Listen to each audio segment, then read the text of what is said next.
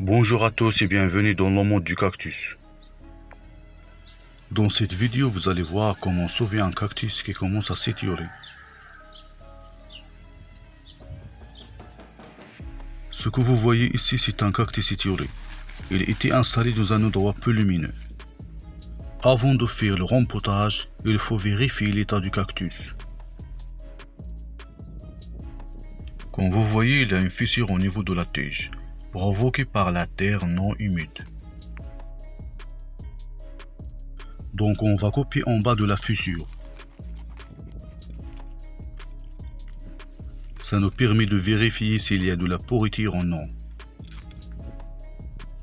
Si vous n'avez pas le matériel spécial, utilisez une bouteille coupée de cette manière pour attraper le cactus.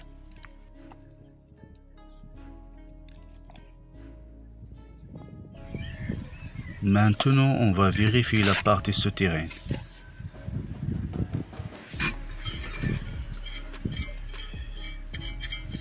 Le fait d'installer le cactus dans un endroit sombre provoque l'étiolement et le pourrissement du cactus.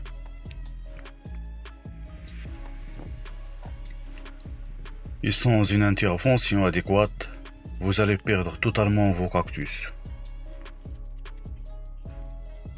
Si vous voyez que votre cactus commence à s'allonger, vous devrez intervenir pour le sauver le plus possible. Comme vous voyez, l'état des racines est parfait.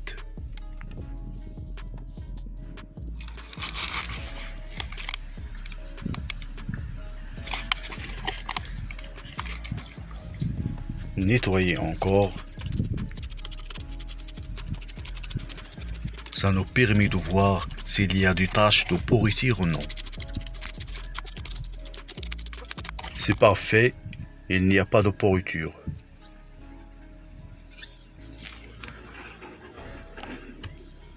Maintenant, nous pouvons rempoter le cactus sans rien à craindre.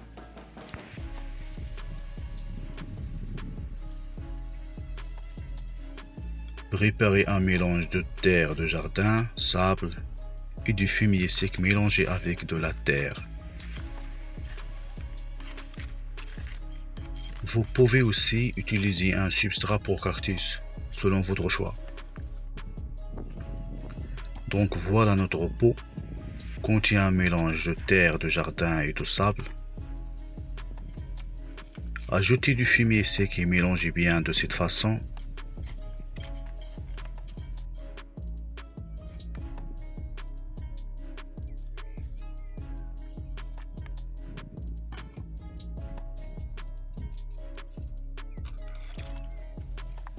Coupez une bouteille comme ça et utilisez cette partie pour attraper le cactus. Installez le cactus au centre du pot.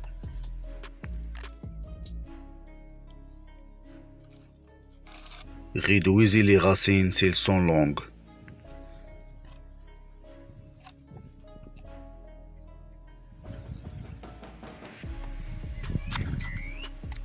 Ensuite, attrapez le cactus comme ça et placez-le de cette façon.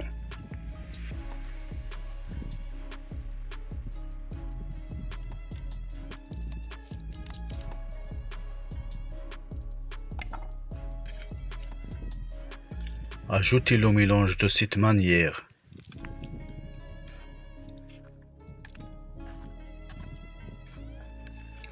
Comme ça, vous couvrez les racines et en même temps vous bougez le cactus vers le haut.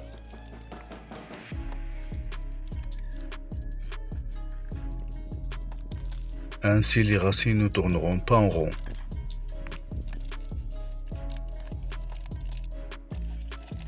C'est pour cela qu'il faut faire attention aux dynamiques des racines lorsqu'on fait le rempotage.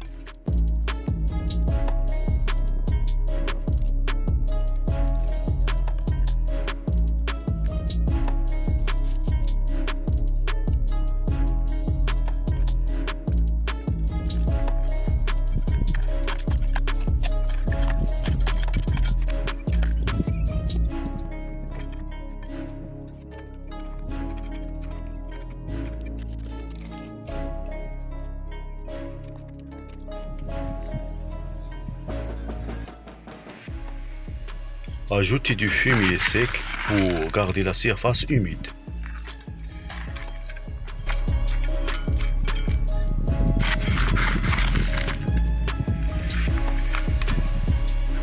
Si vous n'avez pas de fumier, vous pouvez ajouter des feuilles sèches.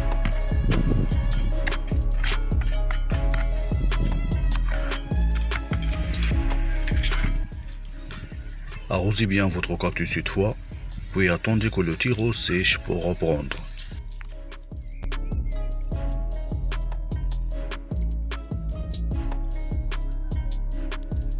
Si la partie supérieure d'un cactus prend cette forme, pensez automatiquement au problème de l'étiolement.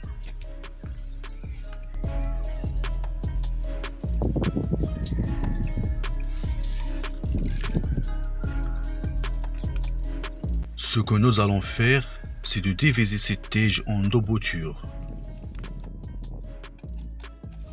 Comme ça, on va voir une bouture grosse et autre mince. Comme vous voyez dans la photo, la partie grosse va produire de nouvelles pousses. La partie mince va poursuivre sa croissance et il va regrossir dans le futur. Comme vous voyez, cette partie a un aspect normal. La deuxième partie, elle est allongée. C'est ce qu'on appelle l'étiolement. Exposez les boutures au soleil.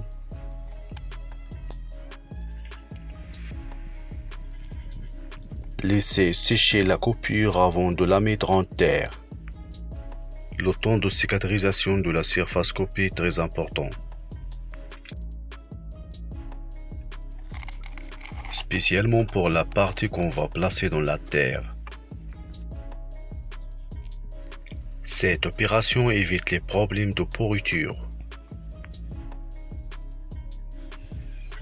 Le résultat après un jour, les boutures commencent à sécher. La coupure deviendra sèche et dure. Après, vous allez noter l'apparition de nouvelles pousses. Regardez la photo à droite. Vous allez noter aussi l'apparition des racines au niveau de la partie souterraine.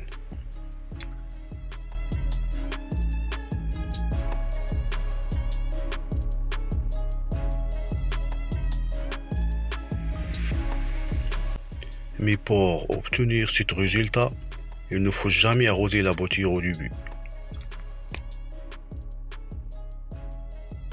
Il faut attendre l'apparition des racines puis arroser régulièrement, pas abondamment. Si vous arrosez avant l'apparition des racines, la bouture va pourrir. Merci d'avoir vu la vidéo et à la prochaine.